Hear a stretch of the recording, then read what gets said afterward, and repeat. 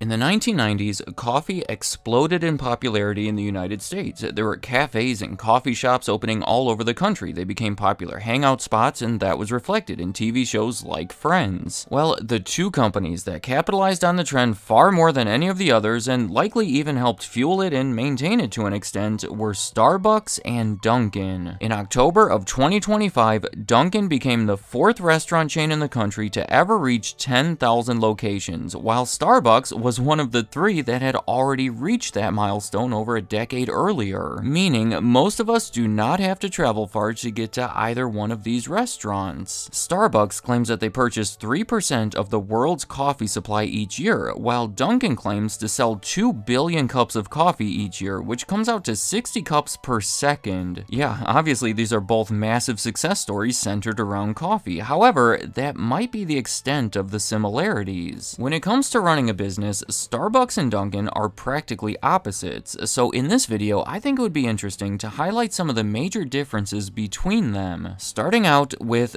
geography, Starbucks is heavily associated with Seattle, Washington. That was the city of their first location back in 1971 and remains the location of their headquarters, while Dunkin is heavily associated with Boston, Massachusetts, considering that their first location opened in Quincy all the way back in 1948, and their current headquarters is in Canton, both in the Boston area. As you might expect, Starbucks has been more common on the West Coast, while Dunkin has been much more heavily concentrated on the East Coast. In fact, out of those 10,000 US locations, about 9,000 of them are east of the Mississippi River, and 0 of them are found in Starbucks' home state of Washington or the surrounding states of Oregon or Idaho. Dunkin believes that they can ultimately reach 20,000 US locations, which would likely require them to win over some of those areas currently dominated by Starbucks. Starbucks has 17,000 locations in the US, but their biggest expansion plans concern the rest of the world. Dunkin opened their first restaurant outside of North America in Tokyo, Japan in 1970. That was technically before Starbucks even existed, while Starbucks opened their first overseas restaurant also in Tokyo, Japan in 1996, and over these past 3 decades, they have been so much more aggressive. Since 2018, the international locations have outnumbered the domestic ones. Compared to Dunkin, Starbucks currently has about 5 times as many locations outside of the US. My next comparison is going to be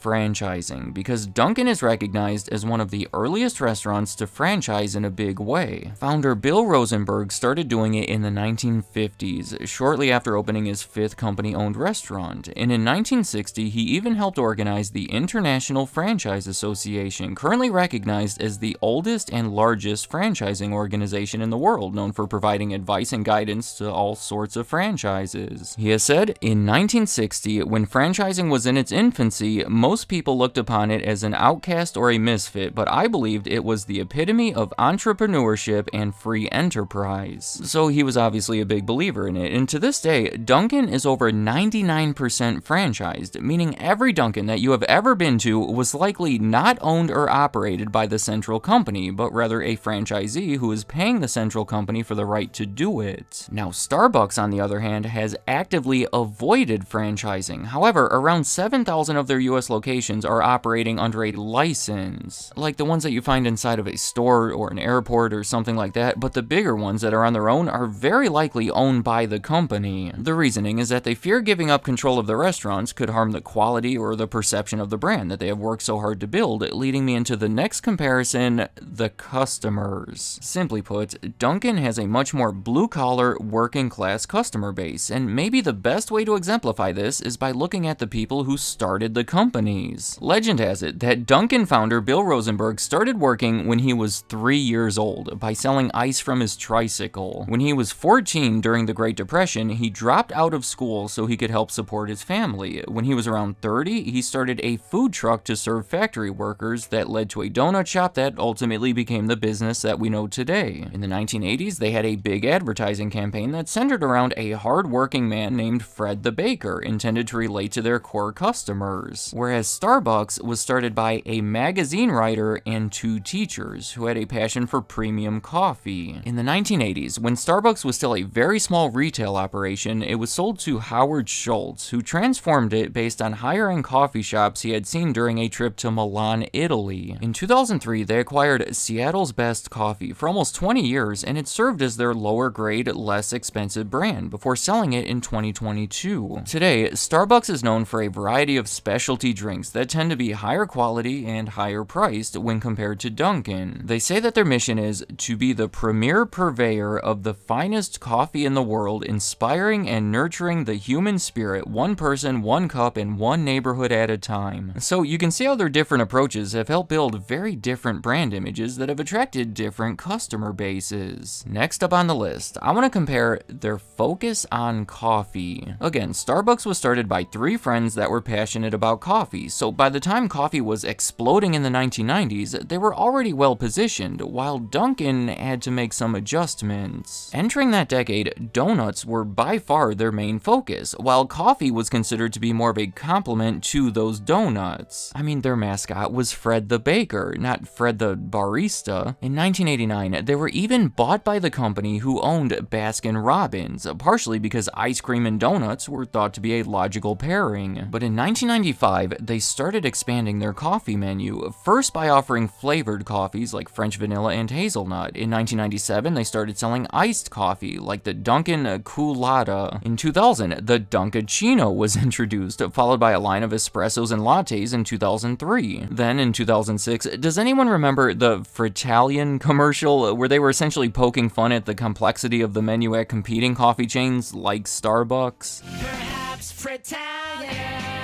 Now I have that one stuck in my head again after not hearing it for almost 20 years. That was the same year, by the way, that they introduced their current slogan, America Runs on Dunkin', that is meant to emphasize their coffee sales. I mean, the most dramatic transition that I could mention happened in 2018, when they dropped the word donuts from their name to reflect the fact that they were a beverage-led, on-the-go brand. However, I think it is interesting that while Dunkin' was transitioning away from bakery toward coffee, Starbucks was kind of doing the opposite. It's not like baked goods were ever seen as all that promising during their existence, but they are a good complement to coffee and viewed as a logical way to expand. Just a few examples here would be in 2010, they introduced those cake pops that quickly became a hit in their stores. In 2012, they spent around $100 million to buy a chain of bakeries in San Francisco, and in 2017, they opened their first original bakery. So not nearly as extreme as the other way around, but you can see the similarities there. Going back to the list, I also want to compare the advertising between the 2 brands, because yet again, they have taken completely different approaches. Historically, Dunkin' has been pretty conventional. I know that I have been seeing Dunkin' commercials throughout my entire life. I even mentioned a few of them already in this video. They've had Super Bowl commercials featuring celebrities like Ben Affleck and Matt Damon, who are also from Boston. Whereas Starbucks has relied much more on word-of-mouth advertising, not even airing a single national TV commercial until 2007. The idea being that they would benefit more by directing that money toward the restaurants.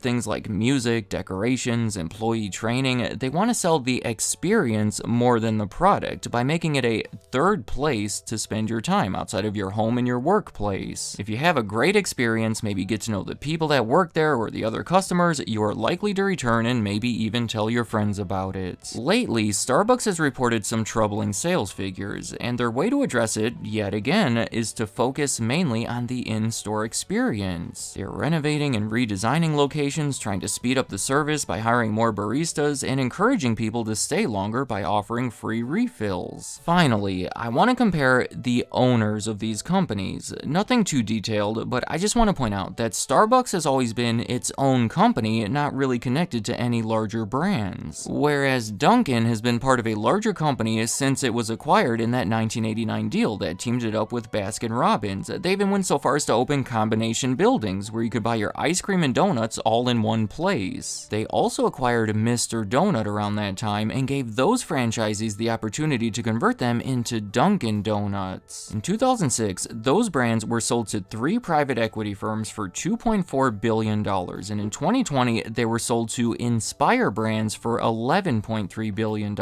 a company that was already the owner of a bunch of other national food brands. What I'm trying to get across here is that while Starbucks has been mostly independent, Dunkin' has been involved with many other large companies. I do want to mention before the end of this video that coffee continues to be a competitive business, maybe more now than ever before. Starbucks and Dunkin' naturally continue to compete with each other in addition to other national chains that sell coffee in a big way alongside their more popular menu items like McDonald's or Panera Bread. And on top of that, there are all these relatively new drive-through concepts like Dutch Bros or 7 Brew that have been really gaining traction. And Luckin Coffee, the biggest coffee chain in China, might become a factor in the US market, considering it opened its first US locations in 2025. So clearly a lot going on there that could potentially shake up the industry one day. Let me know in the comments, which of these chains do you prefer and what do you like about it? Is it something I mentioned on my list, or maybe you have something that should be added to it? In your experience, what are the biggest differences between the brands, and what do you predict for the future? Will they continue to be as dominant, or will one of these smaller competitors find a way to catch up to them? Really quick, I want to remind you that I have covered both of these companies with their own videos in the past, so I recommend watching those if you want to hear more about the individual stories. And any other thoughts you have about Starbucks or Dunkin', leave them in the comments. I'd like to hear what you have to say.